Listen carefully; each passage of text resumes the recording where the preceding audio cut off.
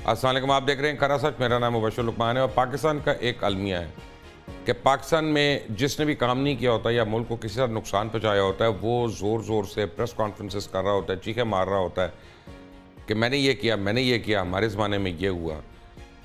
और जो लोग काम करते हैं यहाँ पे, ढके छुपे काम करते हैं, उनका कभी हम जिक्र भी नहीं करते, उनको हम सदारती अवार्ड भी नहीं देते, उनको हम बुला के कोई ये नहीं कहते तमगा इम्तियाज़ तुम्हारा है, या कहते कि थैंक यू वेरी मच, तुम्हारी वजह से इस मुल्क को इतना फ़ायदा हुआ, billions and billions of dollars का। सही एक शख्स मेरे पास आज बैठे और बड़ी मैंने उनको रिक्वेस्ट करके आज बुलाया है यहाँ पे। अब कई बातें ऐसी हैं जो हो सकता है आप में से कुछ लोगों को समझ में ना आए, मुझे खुद कम समझ में आती है, क्योंकि बात है इकॉनमी की और खालिसन इकॉनमी की।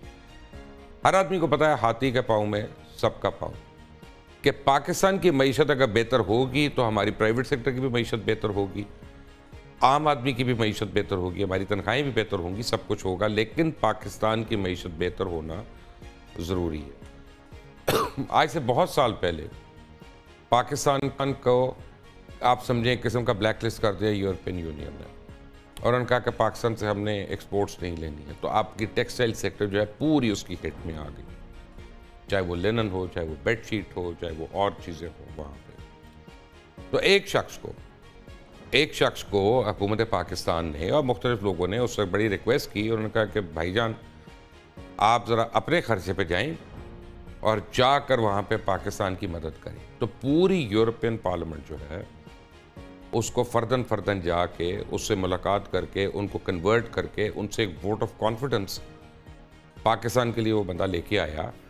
और जब पाकिस्तान के लिए वोट ऑफ कॉन्फिडेंस हो रहा है तो ये समझें कि पूरी इंडिया की लॉबी, पूरी इजराइल की लॉबी, उस वक्त तो बांग्लादेश की भी लॉबी आपके खिलाफ काम कर रही है वहाँ पे। और उसमें उस आदमी ने अपनी पीआर कह लें, अपनी स्किल सेट कह लें, अपनी गुडविल कह लें, उन सारी चीज़ों को इस्तेमाल करते हुए पाकिस्तान के लिए वो स्टेटस GSP प्लस स्टेटस जो है उसको बहाल कराया। आज फिर पाकिस्तान को ज़रूरत है कि चौधरी सरवर या चौधरी मोहम्मद सरवर जो है एक बार फिर एक्टिव हो। लेकिन अब चौधरी सरवर एक्टिव तो हो जाएंगे, लेकिन किस कैपेसिटी में?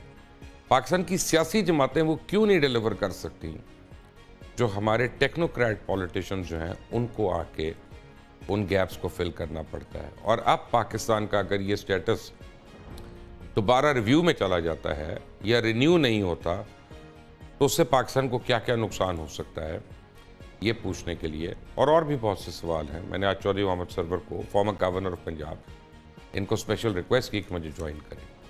चौधरी साहब, thank you very much. You welcome जी। बड़ा मुश्किल काम है अपने मुतल्लिक बात करना और ख़ास तौर पे अचीवमेंट्स करना, लेकिन फैक्ट ऑफ द मैटर्स मैंने देखा है कि जो इस मुल्क में कुछ नहीं करता उसका तो खपर वाला बड़ा होता है, और जो करते हैं, जैसे मैंने ईदी साहब को कभी नहीं देखा शोर मचाते हुए, कि ईदी साहब जो हैं वो उन्होंने कितना काम किया, बेलॉस होके किया, तो लोग खुद से उनकी इज्जत करते थे, उन्होंने अपने इश्तिहार नहीं बनाए। आप भी उन लोगों में से जिन्होंने पाकिस्तान की टेक्सटाइल को ख़ास तौर पे हेल्प किया, लेकिन माज़रत के साथ मैंने पाकिस्तान की टेक्सटाइल को नहीं देखा आपका शुक्रिया अदा करते। वे प्राइवेटली करते होंगे, एक होता ना कि एप्टमा का इश्तिहार आया जी चौधरी सरवर का शुक्रिया, वो नहीं मैंने देखा, हुकूमत पाकिस्तान की तरफ से भी नहीं मैंने देखा। ये क्या वजह?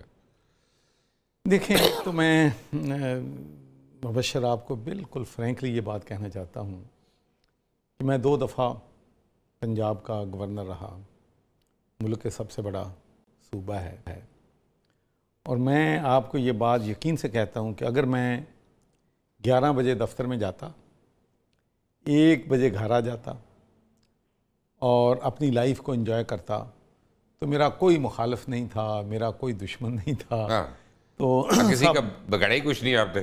अच्छा था। लेकिन बदकिस्मती ये है कि पूरी दुनिया में पॉलिटिकल सिस्टम में वो लोग आ जाते हैं जो अपनी कारकर्दगी करते हैं, जो अपनी वर्थ शो करते हैं, जो सर्विस देते हैं, तो फिर वो उनकी प्रमोशन जो है वक्त के साथ साथ होती है। लेकिन पाकिस्तान में प्रमोशन का एक ही तरीका है, खुशामद। अपने लीडर की खुशामद करो तो आप प्रमोट हो जाए। अगर आप उनसे डिसएग्री कर लो, उनको क्रिटिकल उनके बारे में हो जाओ, तो फिर वो समझते हैं कि आप पार्टी से लायल नहीं हैं।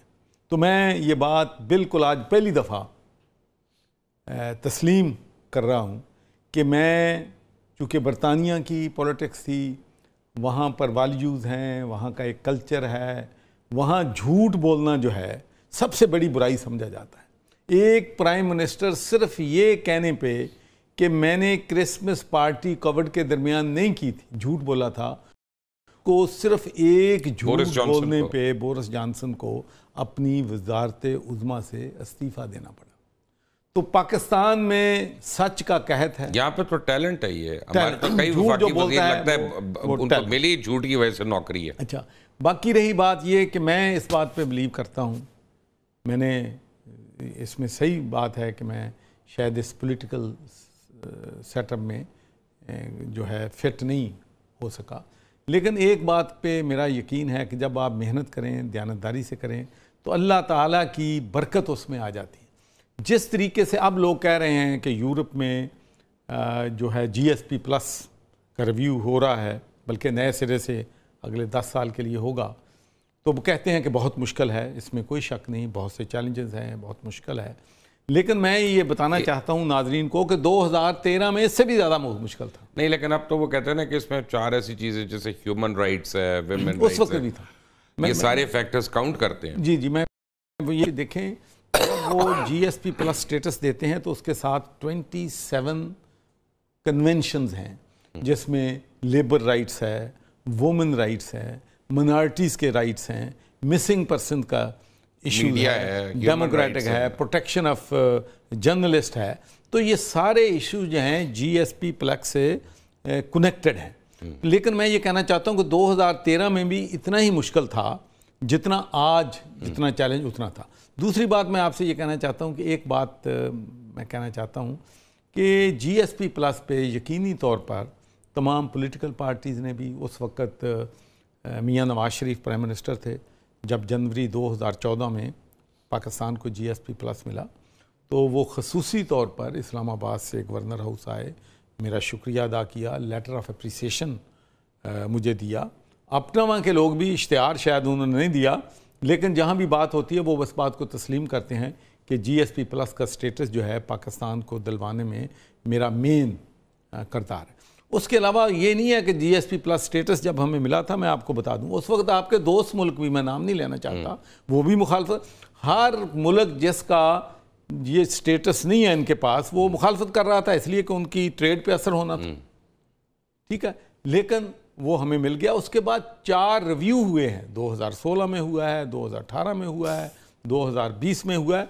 तो वहाँ पर भी मैं हुकूमत में हूँ ना हूँ, मैंने अपना रोल जो है वहाँ अदा किया। और मैं आपको ये भी बताना चाहता हूँ कि एक वक्त ऐसा आया माइनॉरिटीज़ राइट्स की वजह से, ब्लास्फेमी की वजह से, तालिबान के फॉल की वजह से अमेरिका भी नाराज़ हो गया, यूरोप भी सारे नाराज़ हो गए कि शायद हमारी वजह से ही तालिबान जो हैं वो अमेरिका के ख़िलाफ़, यूरोप के ख़िलाफ़ जंग जो है वो जीते हैं। हालांकि उसमें हमारा, मैं नहीं समझता कि उसमें हमारा कोई रोल था।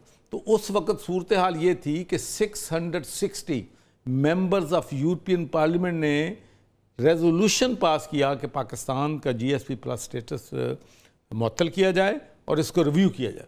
और उसके बाद प्राइम मिनिस्टर इमरान खान ने मुझे वहाँ भेजा और माशाल्लाह मैंने इंटर कमेटी के मेंबर से, यूरोपियन मेंबर पार्लियामेंट से पाकिस्तान का मुकदमा वहाँ पर पेश किया, तालिबान हिस्ट्री उनको वहाँ पर बताई और पाकिस्तान ने जो मुश्किलात, जो दहशतगर्दी के ख़िलाफ़ कुर्बानियाँ हैं वो बताई।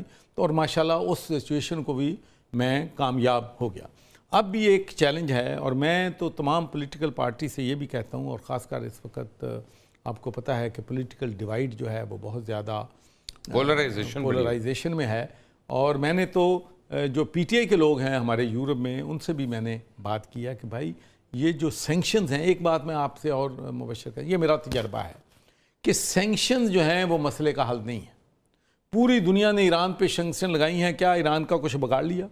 सद्दाम, पूरी दुनिया ने सैंक्शन लगाई हुई थी, क्या उसका कुछ बिगड़ा? बल्कि जिस रजीम ने बदलना होता है वो और तगड़ी हो जाती है, तकड़ा होता है। इसलिए मैं कहता हूँ कि ये जो GSP प्लस इशू है ये हुकूमत का इशू नहीं है, ये यहाँ की इंडस्ट्री का इशू है, यहाँ के गरीब लोगों का इशू है, यहाँ की एग्रीकल्चर का इशू। मैं GSP प्लस पे आता हूँ। मैंने आपसे आज तक एक ज़ाती सवाल नहीं पूछा, ये मुझे पूछना है। बल्कि परसों मैंने आपसे पूछना था वो सहरी के ऊपर, जब हम इकट्ठे थे, और ऑनेस्टली मेरे माइंड से निकल गया, क्योंकि वो मुदस्सिर इकबाल साहब भी मेरे साथ थे और आपको पता है जहाँ मुदस्सिर साहब होते हैं वहाँ कोई आदमी ढंग का सोच ही नहीं सकता। तो एनीवे, एक्चुअली आप एक सक्सेसफुल पॉलिटिशियन यूके के, और अब लेबर पार्टी गवर्नमेंट आई, इस वक्त भी अगर आप वहाँ पे होते, यहाँ को ना आए होते, तो मैं यकीन से कह सकता हूँ, जो मैं अभी स्कॉटलैंड में हो के आया हूँ, मैं देख के आया हूँ, आप वहाँ पे प्राइम मिनिस्टर होते 100% स्कॉटलैंड के। आपने, किसने आपको बददुआ दी कि आप वहाँ से उठ के मैं आपको एक इंटरेस्टिंग स्टोरी सुनाने लगा। 2007 में मोहतरमा बेनज़ीर भुट्टो शहीद ने मुझे फ़ोन किया कि सरवर साहब मैं स्कॉटलैंड आना चाहती हूँ, मैं पाकिस्तान जा रही हूँ, और मैं ये भी चाहती हूँ कि डेस ब्राउन उस वक्त डिफेंस मिनिस्टर थे, तो अगर आप वो पता चला आपके दोस्त हैं तो उनसे भी मेरी मुलाकात करवा दें, मीटिंग, ताकि मैं अफ़गानिस्तान के मसले पे उनसे ब्रीफिंग जो है वो ले लूँ। तो मैं उनको लंच पे लेके गया, तो वहाँ पर उन्होंने तकरीबन आधा घंटा मुझे लेक्चर दिया। देखें सरवर साहब, अब आपका बेटा पॉलिटिक्स में आ रहा है, तो मैं चाहती हूँ कि अब आप पॉलिटिक्स में आएँ, तो आप अगर पंजाब चाहते हैं तो मैं पंजाब आपके हवाले करने के लिए तैयार हूँ, तो अगर आप फॉरेन मिनिस्टर बनना चाहेंगे तो मैं उसके लिए भी आपको बिल्कुल मेरे साथ मेरी ख्वाहिश है काम करें। तो मैं उस वक़्त सोच भी नहीं सकता था कि मैं पाकिस्तान की सियासत में जाऊँगा। तो मैंने जब मैंने कहा, बीबी मेरे हलके में सिर्फ 5-6% पाकिस्तानी हैं and they have made my life miserable, तो मुझे खौफ आता है सोच के कि सबसे डील कैसे मैं करूँगा। तो मैंने कहा ये काम मैं नहीं करना। तो ये तो पता नहीं कौन सी my sins brought me here या व्हाट, लेकिन मैं समझता हूँ कि अगर मैं सिर्फ नहीं, मुझे समझाएं, यहाँ पे ना बातें ना करें। मसलन मैं अभी गया, मैंने 2 हफ्ते देखा लंदन में जितने बिजनेसमैन हैं वो रो रही हैं। सऊदीज़ को मैं मिला जो क्रॉम्बेल वगैरह को ओन करते हैं, बूपा मेडिकल कंपनी को, वो रो रही हैं वहाँ पे। कतारियों को मैंने देखा, वो अपनी बिल्डिंग से पैसे फंसा के बैठे हुए हैं कई, और मैं रॉयल फैमिली के लोगों की बात कर रहा हूँ। फिर मैं ग्लासगो गया और मैं मिला चौधरी आतिफ सरवर को, तो अल्हम्दुलिल्लाह उसका बिजनेस जो है वो 300 गुना ग्रो कर रहा है इन डिप्रेशन के हालात में। तो मेरा सवाल ये है कि आप पैसा भी बना रहे हैं वहाँ पे, पोजीशन भी है। आप जब लेबर पार्टी एक सीट सिर्फ जीती है तो वो आप लोग जीते हैं वहाँ पे, किसने काटा था आपको? देखें, आप वहाँ पर एक बात मैं बताऊँ जो वहाँ की अच्छी लगती है मुझे, कि वहाँ अगर आप कंट्रीब्यूट करते हैं ना तो कौम भूलती नहीं है। देखो, मैं वहाँ की सियासत से 2010 में रिटायर हुआ, आज भी 12 साल मैं जाऊँ तो वो मेरी जो कंट्रीब्यूशन है वहाँ की सियासत में, वहाँ की चैरिटी में, वहाँ की ग्रोथ में, वहाँ की बिज़नेस में आज भी रिकग्नाइज होती है। और मैं आपको कहता हूँ कि वहाँ पर जो ऑनरेरी डॉक्टरेट है वो सियासतदान को कभी रेयर देते नहीं देते। तो मैं वाहिद सियासतदान हूँ जिसको university of west of Scotland ने ऑनरेरी डॉक्टरेट की डिग्री दी for my services to the nation, to the public in health, in education and human rights. इधर तो आपको नया बंदर कर सकता है एसेट बियॉन्ड मींस पे। तो लेकिन मैं ये समझता हूँ कि ये हमारा मुल्क है। I was born here, I was brought up here. आपने ब्रिटिश नेशनलिटी फोरगो की थी इसके लिए? नहीं, मैंने चार्टी का काम जो है हमेशा जारी रखा। नहीं, आपने ब्रिटिश नेशनलिटी छोड़ दी अपनी यहाँ पे? जी, मैं तो अब भाई वीज़े लेने के लिए तल्ले करता फिरता हूँ। किसी एक मुल्क के वीज़ा लेने के लिए मुश्किलात होती है, दुबई का वीज़ा लेने में मुश्किलात होती है। यही मेरा सवाल था कि आपने क्यों ये सैक्रिफाइस किया? देखें जी, मेरी एक विश थी, ड्रीम था, नहीं पूरा हुआ। I accept my failure. मैं चाहता था कि जिस तरीके से यूरोप में, जिस तरीके से वहाँ पर पॉलिटिक्स फंक्शन करती है, वहाँ पर अपोजिशन होती है, वहाँ पर शैडो कैबिनेट होती है, वहाँ पर पॉलिसी मेकिंग होती हैं, वहाँ एनुअल कॉन्फ्रेंस होती हैं, वहाँ का जो प्राइम मिनिस्टर है एक काउंसलर का इंतखाब नहीं कर सकता, एमपी तो दूर की बात है। वहाँ के जो लोकल मेंबर्स होते हैं वो उनको इलेक्ट करते हैं, सिलेक्ट करते हैं। तो मेरी एक ड्रीम, लेकिन पाकिस्तान में मैं आपको एक बात और भी कहना चाहता हूँ कि यहाँ तब्दीली नहीं आ सकती। यहाँ पर शख्सियत परस्ती जब तक ख़त्म नहीं होगी। जहाँ तक मेरा सबसे बड़ा ड्रीम ये था कि मैं पार्टी के वर्कर्स को इज़्ज़त दूँ, यहाँ पर पाकिस्तान में पार्टी के वर्कर का क्या काम है? पार्टी के वर्कर का काम दरियाँ बिछाना है, नारे लगाना है, एहतजाज करना है, लाठियाँ खाना है, जेलों में जाना है। जब इक़्तिदार में आते हैं तो मुझे आज तक बता दें कि किस वर्कर को इक़्तिदार में शिकस्त मिली है। ट्रंप भी शख्सियत परस्ती पे जीता है, डेविड कैमरॉन भी उस पर जीता था, मार्गरेट थैचर भी उस पर जीती थी। लेकिन एक बात, बड़ा फ़र्क है। कहाँ है मार्गरेट थैचर? कहाँ है डेविड कैमरॉन? एक शिकस्त हुई है ब्रेक्सिट में और रिज़ाइन करके घर चला गया। 5 लीडर जो हैं, 6 लीडर कंजर्वेटिव पार्टी के तब्दील हो चुके हैं। वहाँ पर मुझे बता दें, ट्रंप जो है 3 साल के बाद, 3.5 साल के बाद फारग है, हिस्ट्री होगा। 3 साल के बाद ट्रंप हिस्ट्री होगा। लेकिन यहाँ तो हर चीज़ फॉर लाइफ है। जो यहाँ पर मैं आपको एक और बात कहना चाहता हूँ, मैं अपना तजर्बा 13 साल की बात कर रहा हूँ, 12-13 साल। जितनी ब्रूटल डिक्टेटरशिप पॉलिटिकल पार्टीज में पाकिस्तान में है, दुनिया जहाँ डिक्टेटरशिप है वहाँ भी मुशावरत से फैसले होते हैं, वहाँ भी एक नेशनल प्रॉब्लम होती है, एक कंसेंसस होते हैं, दूसरा एक इंटरनेशनल या नेशनल लेवल पे पॉलिसीज बनती हैं। यहाँ पे जो डिस्टिनेशनल पावर है हर बंदे के पास। पीपल्स पार्टी में फिर आपने ज्वाइन की नून लीग, फिर आप गए तहरीक इंसाफ, अब आप हैं काफ लीग में। सबसे ज़्यादा ब्रूटल डिक्टेटरशिप इनमें से किस जमात में? नहीं, मुझे देखें, नहीं, ये क्या बात है, आपने भी खुद ही कहा, मैं तो उसमें से बात। देखें, मैं मुबशर, अब मैंने जो सियासत है ना, थोड़ी सी ब्रेक ली है। इसमें बिल्कुल दुरुस्त बात है, मैं अपनी गलती, सच तो बोल सकते हैं ना। मैं देखें, सच बोलने की मैंने बड़ी सजा पे की है। मैंने सच बोलने, अगर ये मेरी में बीमारी ना होती तो मैं आज बिल्कुल कामयाब सियासतदान होता। यहाँ सच बोलना यहाँ पर बहुत, यानी हमारी सियासत में झूठ बोलना पड़ता है। झूठ, मुझे बताएं कि जब मैं आपको 2 मिसालें देता हूँ। जब नून की इलेक्शन लड़ रही थी 2013 में, तो यहाँ पर नून की वाज़ेह पॉलिसी थी कि बहावलपुर सूबा बनेगा, उसकी अपनी पार्लियामेंट होगी, उसका अपना वज़ीर आला होगा, उसकी अपनी हैसियत होगी, सूबा होगा, ठीक है, बहावलपुर होगा और मुल्तान अलहदा सूबा होगा। जब फिर PTI आई तो उस वक्त उन्होंने कहा कि भाई हम 6 महीने के अंदर अंदर साउथ पंजाब को सूबा बना देंगे। कहाँ बना सूबा? यहाँ तो हर चीज़ बिल्कुल पता होता है कि झूठ बोल रहे हैं और कोई उनका मतलब। ज़्यादा बड़े झूठ कौन बोलता है? चलिए ये बता दें, चारों में से। नहीं, सारे सच बोलते हैं। नहीं, अपना ऐसे ना करें आप, अपना बिल्कुल। मुझे मुबशर, मैं आपको बताऊं, मैं बता देना है फिर। मैं एक रास्ते में मिला किसी से, तो मुझे उसने पूछा कि भाई, मैंने कहा क्यों जल्दी में हो? मैंने कहा यार मैं मुबशर लुकमान के प्रोग्राम में जा रहा हूँ। तो मुझे उसने कहा भाई ये बड़ा ख़तरनाक टाइम है और आपने एंकर भी ख़तरनाक चुना है, पहला इंटरव्यू दे रहे हो। चले, उसकी भी मेहरबानी, उसकी मेहरबानी। लेकिन मुझे एक बात तो बताएं, देखिए हमें सीखना है ना, हमें सीखना होता है, आपके तजुर्बे से सीखना। मैं तो कह रहा हूँ किसी एक जमात में भी जमहूरियत नहीं है, और यही एक और बात बताता हूँ।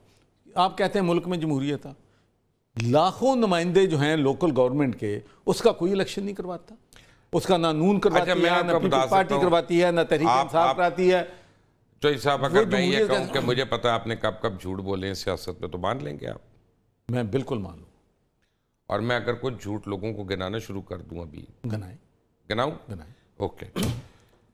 चौधरी सरवर साहब पंजाब के गवर्नर है, उस्मान बुज़दार साहब वज़ीर आला हैं, उस्मान बुज़दार साहब ने रिज़ाइन करना है, चौधरी परवेज़ लाई, मोनस लाई, ये सारे लोग जो हैं चौधरी सरवर के पीछे हैं कि रेजिग्नेशन आ गया, एक्सेप्ट कर लो। इमरान खान डायरेक्ट फ़ोन कर रहे हैं चौधरी सरवर को कि मैंने सबको कहा रिज़ाइन कर रहे हैं, लेकिन तुमने एक्सेप्ट नहीं करना, और आप उसकी वजह से बुरे बनते रहे। देखें, अब एक बात मैं आपको, मैं तो सच बोल रहा हूं, एक बातें होती हैं मेरी तारीख तो पक्की है। नहीं, एक बातें पब्लिक होती हैं, एक बात प्राइवेट होती हैं। जो प्राइवेट बातें होती हैं, ये इद्दत वाला मसला नहीं है कि आपकी मैं पब्लिकली कर रहा हूं, वो आपकी इद्दत का कोई इशू नहीं है। नहीं, मैं इज्जत की बात नहीं कर रहा। मैं कई चीज़ें ऐसी होती हैं जो प्राइवेट होती हैं, उनको प्राइवेट ही रहना चाहिए। नहीं, ठीक है, लेकिन मैं आपसे ये कह रहा हूं, और दूसरा मैं आपको एक बात, मुबशर मेरी बात सुनो। Okay, let me rephrase my question. अदालत में कहते हैं ना, let me rephrase my question. क्या ये फैक्ट नहीं है कि मैं गलती कर ली है 10 के कि मैंने किसी ने क्या खतरनाक है? नहीं, गलत तो सुन लो, मेरा ख्याल है वो गुस्सा कर रहे हैं। सच है कि हमारे टॉप की लीडरशिप जो है, और मैं हर जमात की बात कर रहा हूं, मैं एक की नहीं कर रहा, बेसिकली वो झूठे।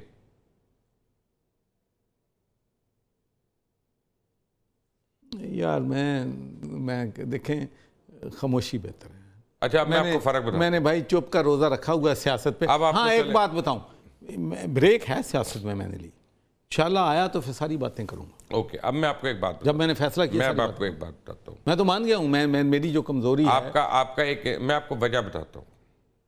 आपका एक इनिशिएटिव था क्लीन वाटर का, हाँ, काफी काम किया आपने उसमें, बड़ा किया। अब मैं वक्त देख के बता रहा हूँ, 8:24 हुए मेरे फ़ोन पे, 8:03 पे ये प्रोग्राम शुरू हुआ है, ऑन एयर हुआ है, और ये 23 मिनट में मैं नाजरीन आपको बड़ी हार्ड फैक्ट बताने लगा हूँ, पाकिस्तान के अंदर 23 बच्चे मर चुके हैं।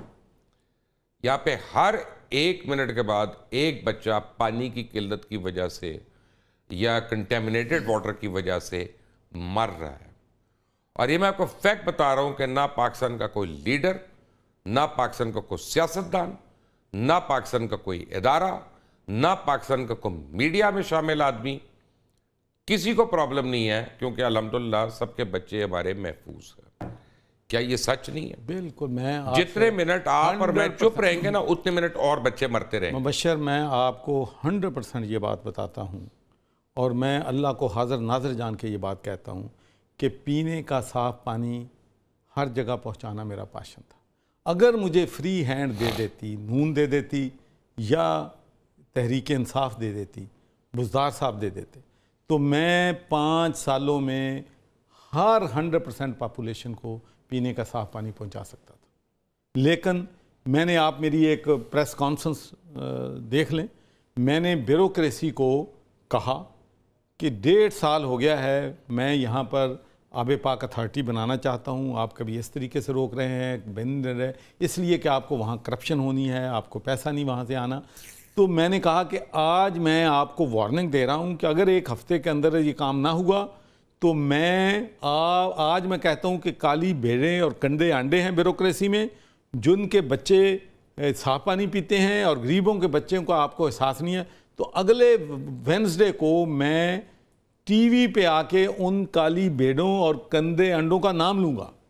तो उसके बाद इतना मैं समझता हूँ कि प्राइम मिनिस्टर साहब भी नाराज़ हो गए, पूरा रौला खप पड़ गया कि ये गवर्नर ने क्या कह दिया, पूरी ब्यूरोक्रेसी को चैलेंज कर दिया। तो मैंने फिर 1 हफ्ते के अंदर वो काम हो गया। लेकिन बदकिस्मती ये है, आज भी मैं आपको बताता हूँ, जो फिल्ट्रेशन प्लांट मैं 15 लाख में लगाता था 2013 में, गवर्नमेंट वो 1.5 करोड़ में लगा रही थी। और अब भी आबे पाक अथॉरिटी का कोई बंदा इंडिपेंडेंट फोरेंसिक कर ले कि जो 1200 फिल्ट्रेशन प्लांट हमने लगाए हैं वो किस कीमत पे लगे हैं और अब वहाँ पर क्या हो रहा है, कितनी कीमत पर लगेंगे, तो आपको अंदाज़ा कर लेगा कि इस मुल्क के रिसोर्सेज जो हैं किस बेरहमी से, हमारे पास एक तो रिसोर्सेज हैं नहीं, जो हैं उनको किस बेरहमी से खर्च किया जाता है। चौधरी सरवर साहब मेरे साथ ही बैठे हैं, और जब मेरा सवाल ख़त्म हुआ था तब से लेके अभी तक 4 बच्चे और मर चुके। सोचिएगा इस बात को। एक ब्रेक के बाद, take a break. Welcome back from the break. और ब्रेक पे जाने से पहले आप बातें सुन रहे थे फॉर्मर गवर्नर ऑफ पंजाब की चौधरी मोहम्मद सरवर की। चौधरी साहब, आप आए हैं तो हमारे पास इश्तिहारों की भरमार हो गई है। एक ही चक्कर है, बड़े ताल्लुकात ने ताड़े, सारे इश्तिहार दे रहे हैं। बशर वो आपके प्रोग्राम की वजह से दे रहे हैं। नहीं, ये आपकी वजह से आज दे रहे हैं। बड़ा खरा सच तो हमेशा पॉपुलर आपका प्रोग्राम। अल्हम्दुलिल्लाह। ये मुझे बताएं कि ये GSP प्लस है किस बीमारी का नाम? ये बहुत अच्छा आपने सवाल किया कि बहुत से लोगों को ये भी नहीं पता कि GSP प्लस है क्या। ये एक स्कीम है यूरोप की, जिसके तहत यूरोप के 27 कंट्रीज, और अब बरतानिया भी चूँकि पहले यूरोप का हिस्सा था, तो ये 28 कंट्रीज़ में हमारी जो टेक्सटाइल की जितनी भी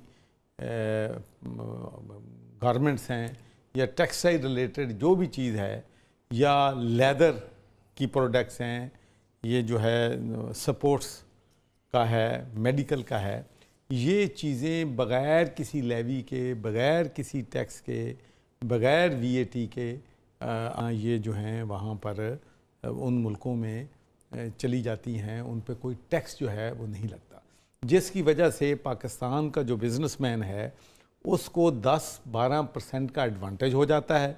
चाइना है, टर्की है, इंडिया है, उनका जो बिज़नेसमैन एक्सपोर्ट करता है उनको 12% पे करना पड़ता है। तो ये 12% का जो बेनिफिट है उसकी वजह से हमारी एक्सपोर्ट जो है यूरोप में, जब हमें 2014 जनवरी में मिला था, उससे लेके अब तक हमारी एक्सपोर्ट जो है 70% टेक्सटाइल इंडस्ट्री में हमारी एक्सपोर्ट में इजाफा हुआ है, क्योंकि इस पर टैक्सेस नहीं लगते दुनिया के 28 मुल्कों में, जिनमें बड़े ममालिक जर्मनी है, फ्रांस है, इटली है, बरतानिया है, बार्सिलोना है, तो ये सारे ममालिक यूरोप के इसमें शामिल है। तो इससे पाकिस्तान जो साहब अगली बारी आप ट्रैवल कब कर रहे हैं पाकिस्तान से बाहर? पहली दफ़ा अगली बारी मैं जी 5 को दुबई जा रहा हूँ, फिर उसके बाद तो जहाज पे जाएंगे? 12 पे नहीं, पैदल तो नहीं जा सकता ऑब्वियसली। तो जहाज पे आप जाएंगे तो एक काम करिएगा कि 300 करीब पैसेंजर होंगे उस जहाज में। आप सबको कहिएगा कि यहाँ पे वोटिंग कराते हैं, जो सबसे पॉपुलर होगा ना इस जहाज को वही उड़ाएगा। अब फिर देखते हो जहाज उड़ता है और पहुंचता है कि क्रैश कर जाता है। तो ये किस किस्म की जमहूरियत है बड़ा अच्छी, जहाँ पे नलायक तरीन आदमी को आप जहाज उड़ाने पे लगा देते हैं। बिल्कुल आपने जो मुबशर बात की है ना, वो क्या कहते हैं, दरिया को कूजे में आपने बंद कर दिया। हमारे मुल्क का अलमिया ये है कि right person for the right job नहीं है। मेरा बिजनेस है, आप एक कॉर्नर शॉप जो है, छोटी सी दुकान ग्रोसरी की हो, आपका रेस्टोरेंट हो, आपका होटल हो, कोई भी बिजनेस है, अगर वहाँ पर आप अच्छी टीम नहीं लगाते जो कि कम्पिटेंट भी हो, हार्ड वर्किंग भी हो, ऑनेस्ट भी हो, तो छोटा बड़ा बिजनेस तो बात की बात है, छोटा बिजनेस भी फेल हो जाता। तो एक मुल्क जिसकी मईशत है, उसकी अपनी बहुत से वहाँ पर प्रोजेक्ट हैं, रेलवेज़ है, वहाँ पर PIA है, वहाँ पर और इंडस्ट्री है, वहाँ पर बिलियन टैक्स पेयर्स की मनी की स्पेंडिंग होनी है, तो वहाँ पर अगर नालायक लोग आ जाएंगे तो फिर मुल्क का वही हाल होगा जो पाकिस्तान का हुआ है। सबसे बड़े सूबे में उस्मान बुज़दार लगेगा, दूसरे में महमूद खान लगेगा, तो फिर मुझे बताएं कि इस मुल्क का कबाड़ा क्यों नहीं होगा?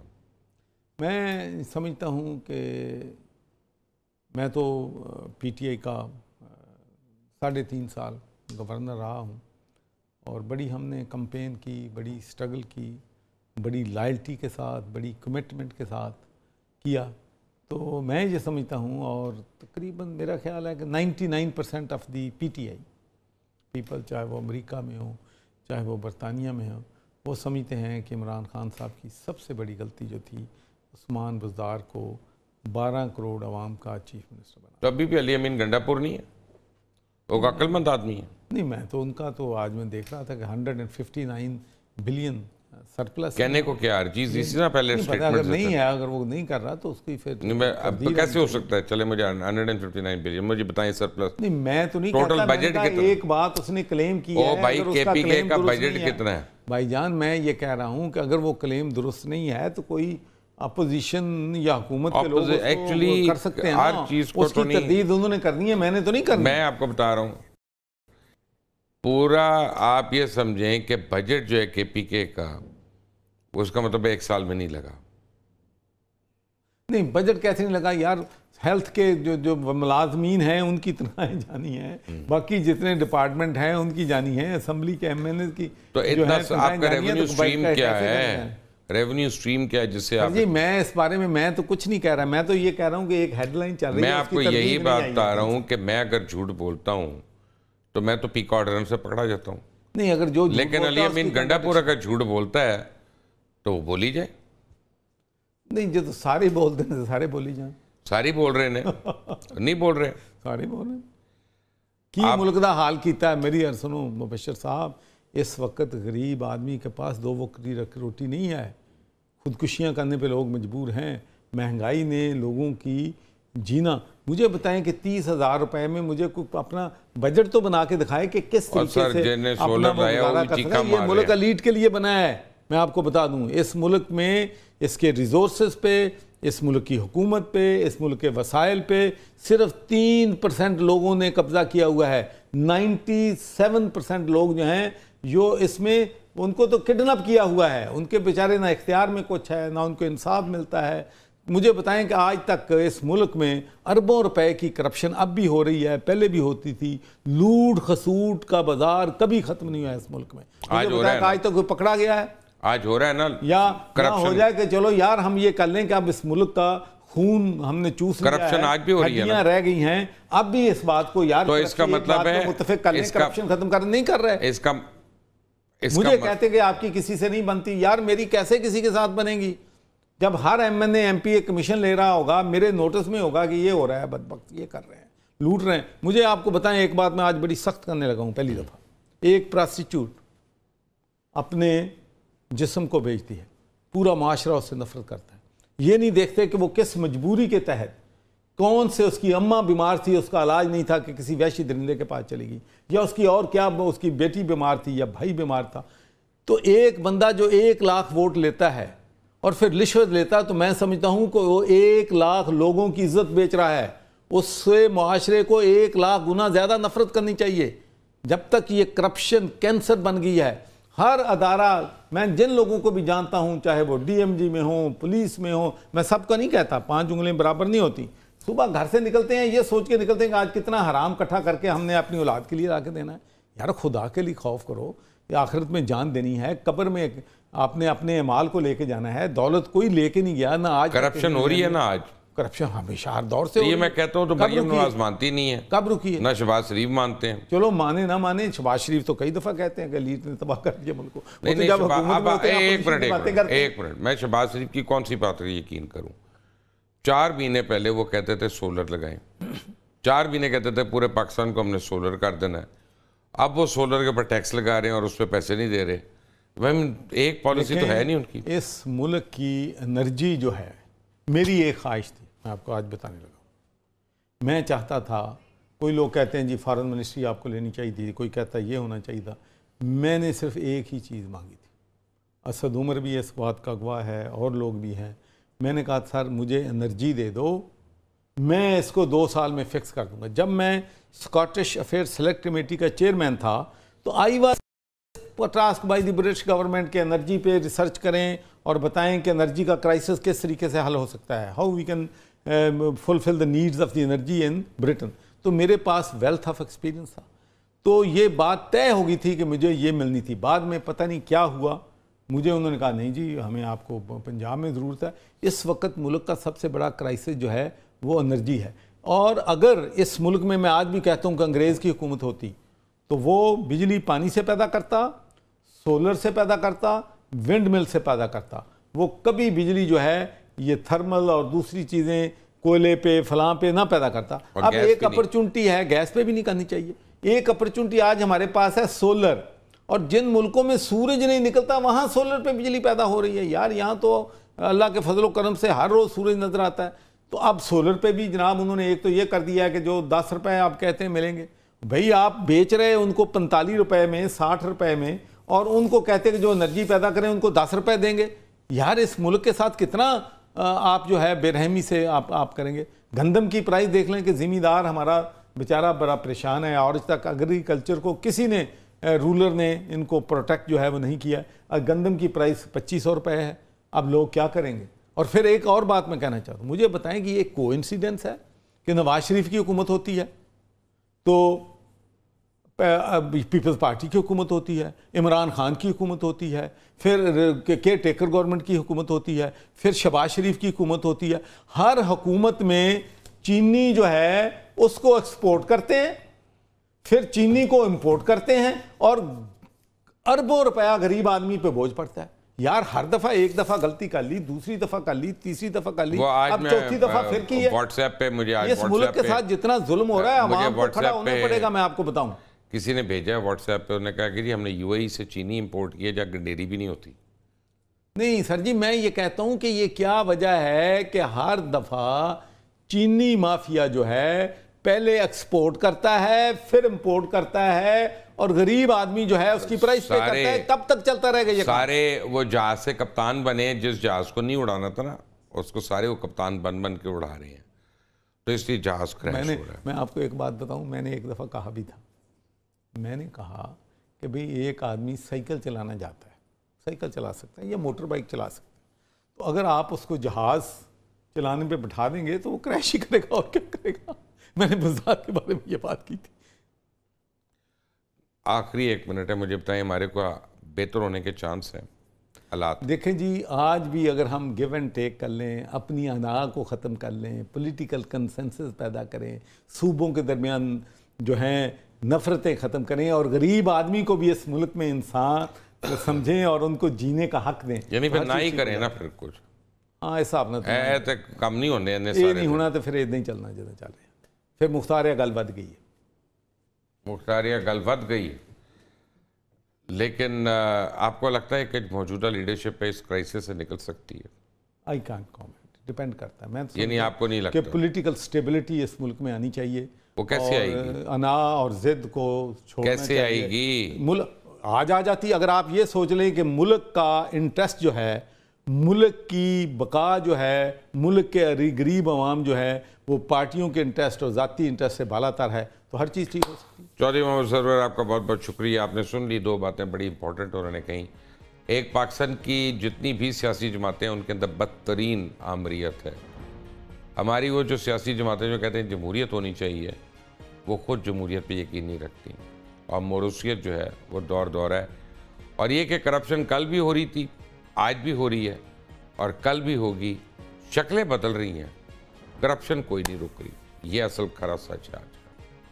अपना ख्याल रखें। अल्लाह हाफ़िज़।